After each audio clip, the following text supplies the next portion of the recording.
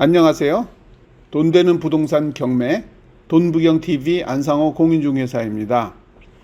공인중개사로서 부동산 중개와 경매 매수 대리를 하면서 경매 공부를 하고 싶은 분들을 위하여 경매의 권리 분석 등에 대한 내용과 물건 분석 및 돈 되는 경매 물건 등을 소개하는 10분 경매 과외입니다.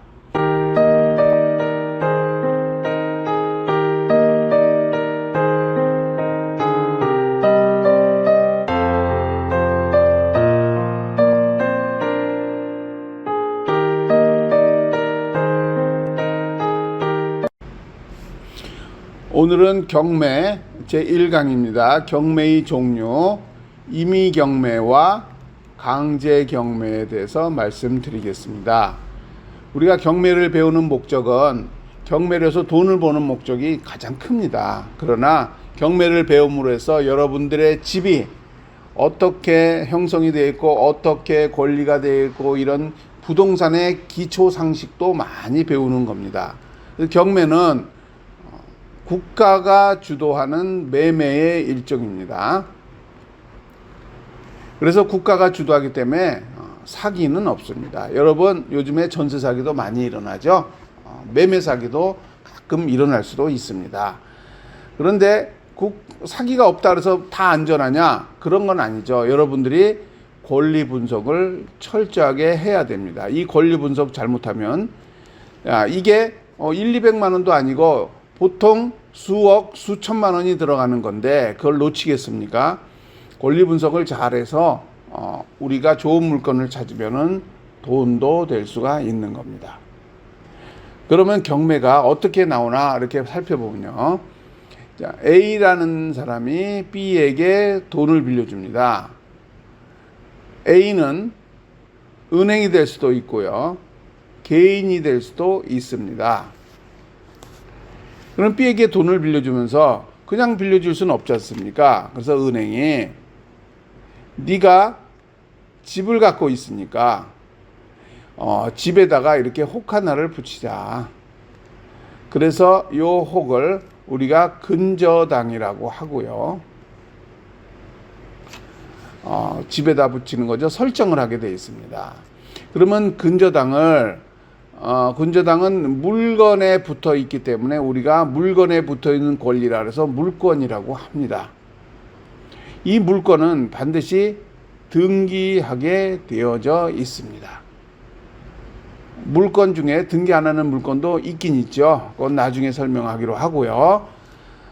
그 다음에 B에게 돈을 빌려주는 방법은 또 하나 있습니다.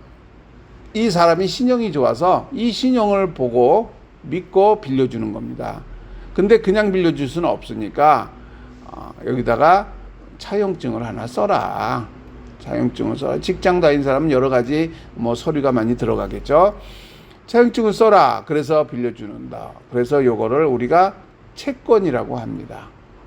채권이라고 하고 채권은 등기를 하지 않습니다.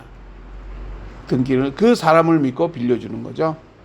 우리가 근저당하고 차용증 이렇게 해서 보면은 등기를 하지 않으니까 이 차용증이 훨씬 근저당보다는 돈을 받기 어려운 거죠.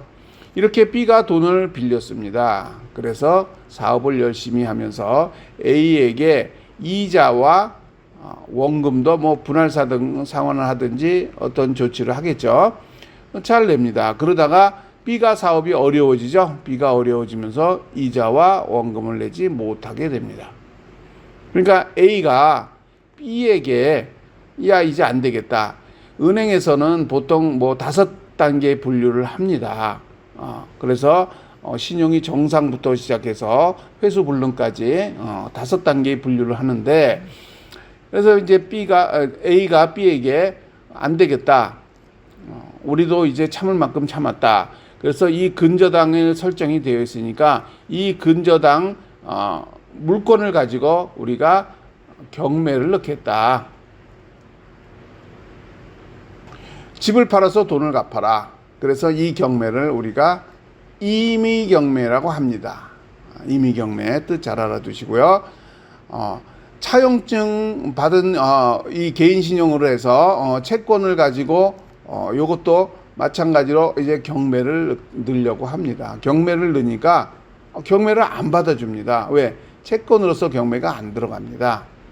그러면 이 사람은 돈을 받을 수 없을까요? 이 사람은 다른 방법을 취하겠죠. 이 사람은 채권을 가지고 경매가 안 들어가니까 안 되겠다. 너는 나에게 돈을 빌렸으니까 대여금 반환 청구 소송을 합니다. 소송을 하고 아니면 지급 명령 신청을 합니다. 신청. 대여금 반환 청구 소송은 우리가 판결문이 있고요. 지급 명령 신청은 결정문입니다. 결정문은 좀 일자가 빠르게 나오고요. 대여금 반환 청구 소송은 좀 오래 걸립니다. 판결이니까. 오래 걸리니까 그동안에 이 사람이 갖고 있는 집이 있습니다. 팔아먹으면 안 되니까 이 집에다가 가압류를 걸어 놓습니다. 가압류를 걸어 놓고 대여금 반환 청구 소송을 해서 판결문을 받으면 요 가압류된 이 물건을 경매를 붙이는 겁니다. 이 경매를 우리가 강제 경매라고 합니다. 임의 경매와 강제 경매는 경매의 절차와 이거는 비슷합니다. 나오는 어떤 원인과 요게 좀 틀려서 그렇죠. 그래서 오늘은 임의 경매가 어떻게 나오는지 강제 경매가 어떻게 나오는지에 대해서 살펴봤고요. 여러분들이 이 과정 같은 거를 잘 기억해 두시고 공부해 놓으시면 앞으로 여러분들이 생활하는 데 많은 도움이 되실 수도 있습니다. 다음번에는 대항력과 말소 기준 권리 차근차근 설명해 나가겠습니다. 앞으로 돈 되는 부동산 경매 생활 돈부경TV는 경매로 돈을 벌고 싶은 사람들을 위하여 권리 분석에서 실패하지 않는 법, 좋은 물건 고르는 법, 좋은 물건 낙찰받고 명도하는 법 등 경매 기초부터 실전까지 1:1로 10분 경매과의 형태로 함께해 나가겠습니다. 구독, 좋아요는 큰 힘이 됩니다. 감사합니다.